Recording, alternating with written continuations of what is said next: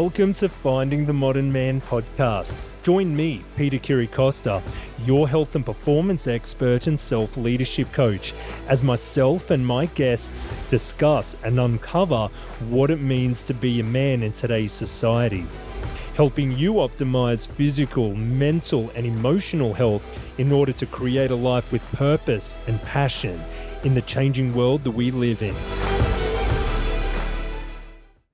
Hello and welcome back to Finding the Modern Man podcast. In the last episode, we went through the first 4 pillars of the 8 pillars of self-mastery.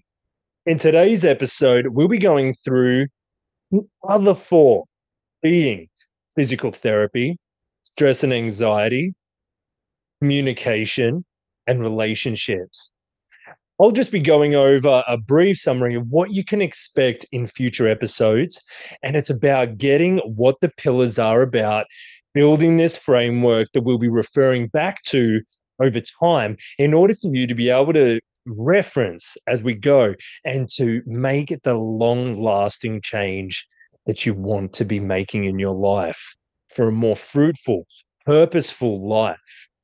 But first of all, let's just recap what the first 4 pillars were. We had constitution, looking at our physical health, our genetics and epigenetics. Mindset was number 2. Food was number 3. And movement was number 4. So now let's move on to today's content with the other 4 pillars, starting with physical therapy. This is a pillar that I feel gets very overlooked in a lot of people's lives. Because let's face it, we all have jobs that are repetitive, with the movements, whether you're a builder sitting at a desk. In the hair industry, there are repeated movements that we make day to day that wear our body down, fatigue different muscles, tendons, ligaments, put pressure on our skeletal system as well. And over time, it's very important to take care of injuries, niggling pains, discomforts that come up. This is our body's way of saying, hey, something is wrong. Please pay attention and see to it. So giving yourself that attention, the care, the self-love, the self-care practices. And there are different types of physical therapies as well. You've got physiotherapy, remedial and deep tissue massage, acupuncture with the Chinese and Japanese philosophy that goes behind it, chiro or osteo. You've got things like the ice baths that are very popular now, which you can do yourself or in groups, the infrared saunas, stretching, using the foam rollers, near and far infrared light therapy, which can benefit the body greatly. So there are so many different methods and modalities out there. I'm just naming a few. But what we cover in that is what types of modalities could benefit you at different times, depending on what the injury is, what the pain is, what your body responds to as well. Because as I mentioned in the last episode, not everyone is the same, right? Everyone is different. So what works for you may not work for someone else. What works for you now may not work for you months, years down the track.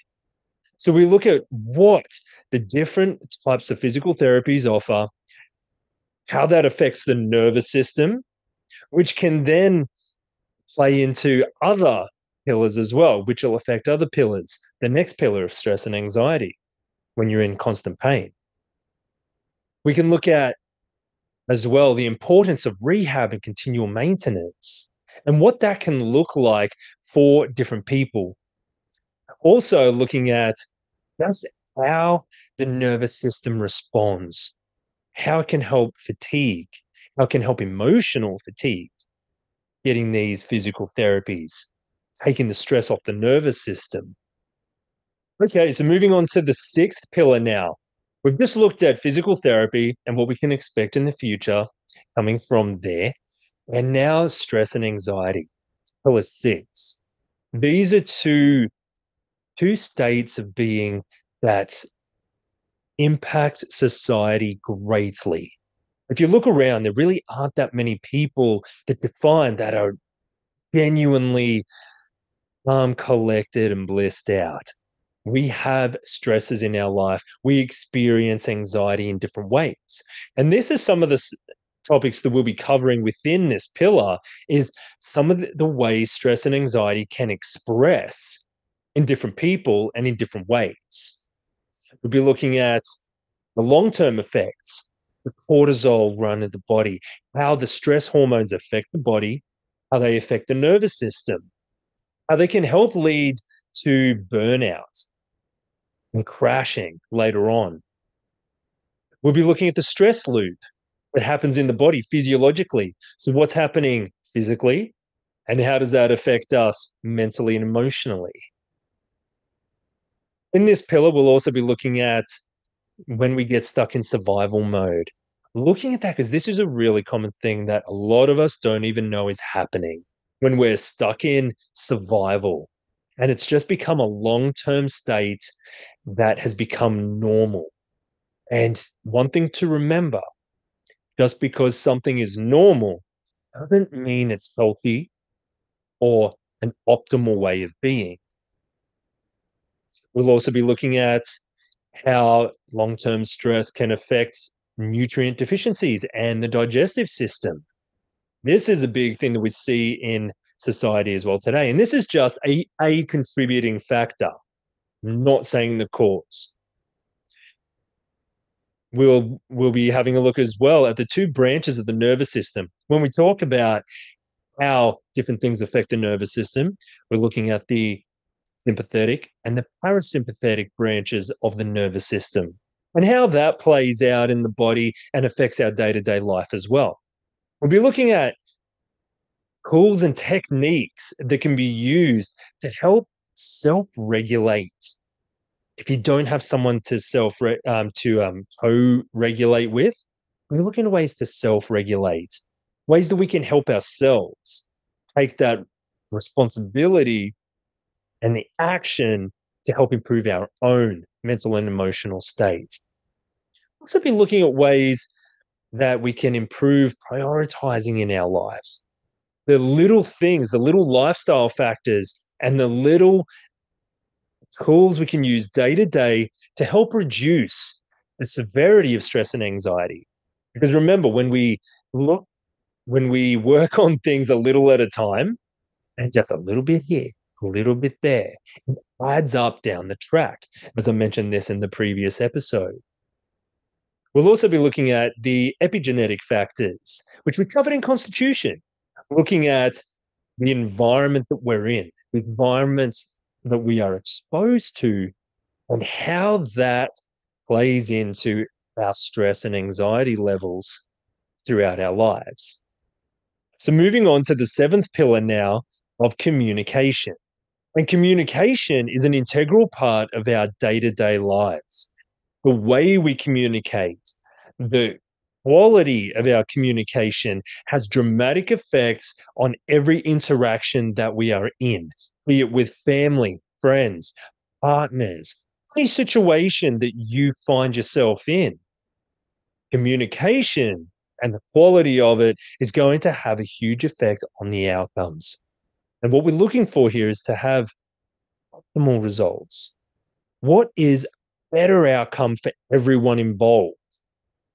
Because let's face it, we've all been in situations where sure, you've thought, could have handled that a bit better. I didn't really show my best side there. I allowed myself to get caught up in X, Y, or Z emotions, and I didn't get my point across properly. Or later on, you realize that you completely misunderstood what someone was trying to communicate with you, or you may have felt completely misunderstood. So, first and foremost, we'll be looking at how you communicate with yourself, the self talk, questioning, how to ask better questions, not just to yourself, but others. We'll be looking at what can happen when communication goes wrong and right? Ways, little tips and tricks like your vocal tone, how you deliver a message, how you deliver something that you're trying to communicate, the vocal tone, the body language. We'll be looking at these little tips that often go awry and leave us in situations that we're either not happy with, wishing we'd done better in, or just wondering what happened there.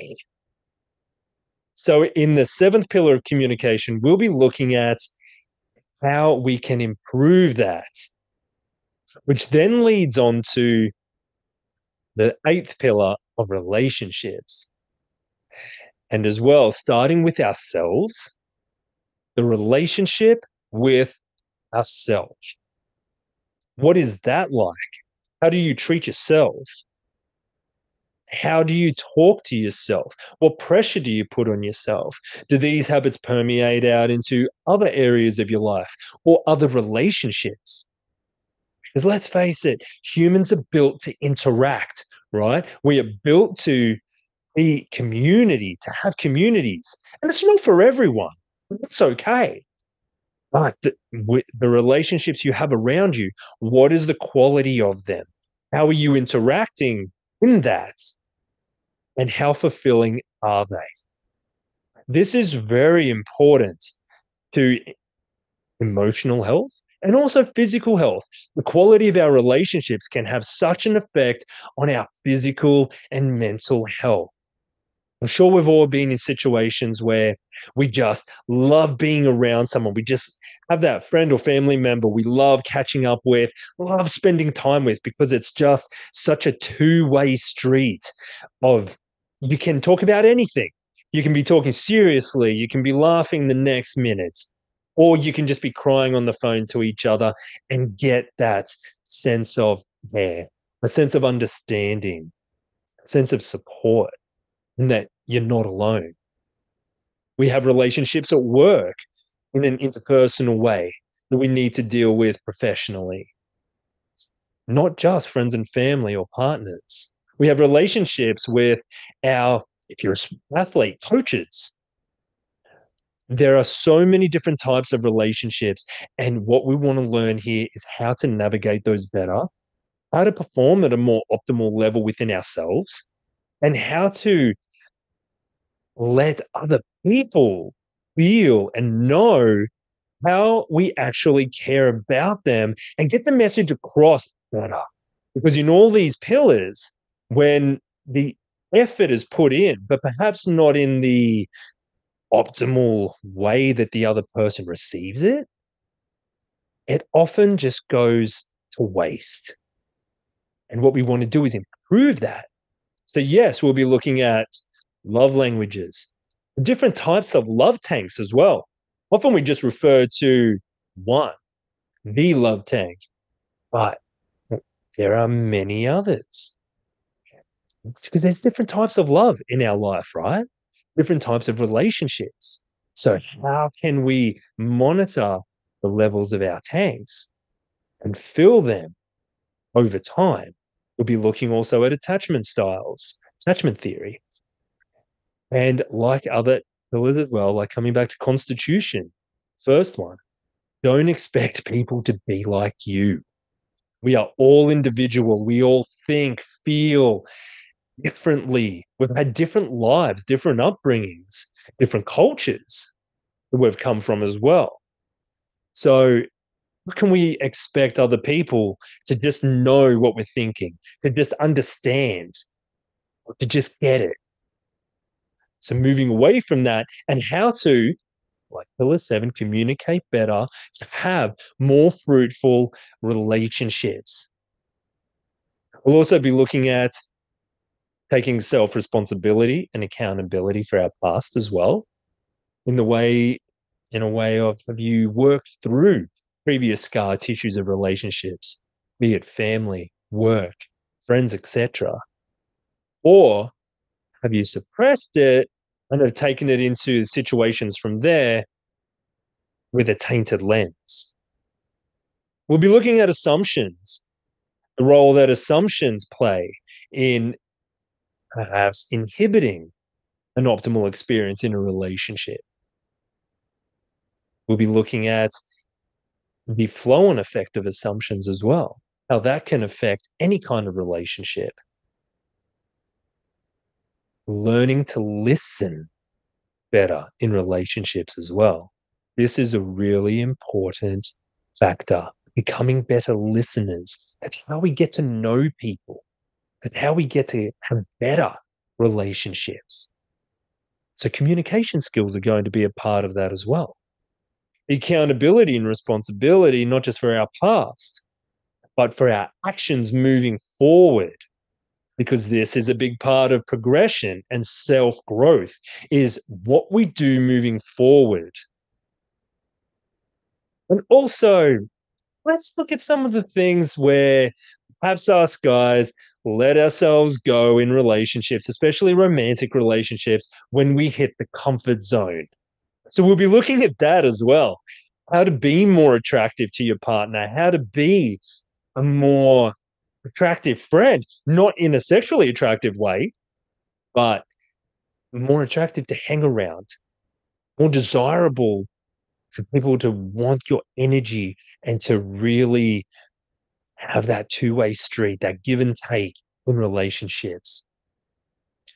Also looking at how to grow relationships, the strength of them over time in ways like being reliable, trustable, dependable. And also, yes, this comes back to communication as well, the insidious nature of put downs. We'll be looking into that in future episodes as well. And also, with relationships, what is your relationship with the world around you on a macro level? This is where we'll be bringing in some of that passion and purpose. What are you striving for? What are you growing in your life? What do you want to leave behind? This is our relationship with the world, our relationship with life, creating that legacy that can live on beyond us. And that brings us to the end of the foundation episodes of the 8 pillars of self-mastery and finding the modern man.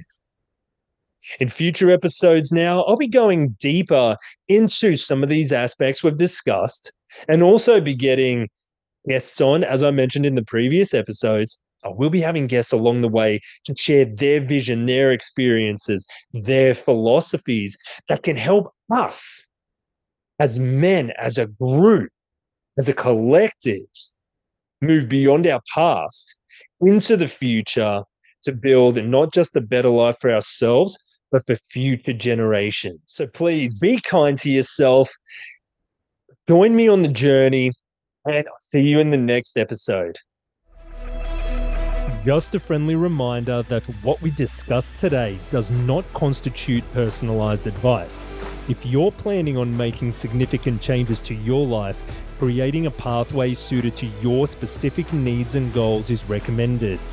Also, if you have any questions or topics you would like me to cover on future episodes, please get in touch via social media or through the website. And thank you again, and I look forward to seeing you in the next episode.